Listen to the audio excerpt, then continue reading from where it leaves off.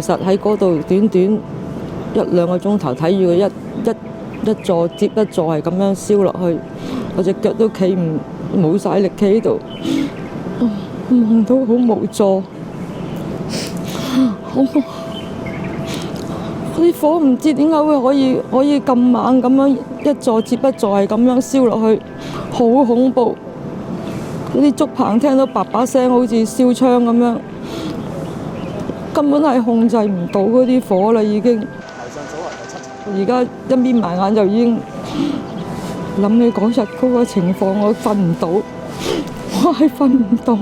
我諗起我屋企，我乜嘢都攞唔到出嚟，我就係咁樣行出嚟啫，我乜嘢都冇晒啦。我幾十年嗰啲心血已經冇晒啦。我本應好喺呢度生活，我得閒可以去海濱公園嗰度。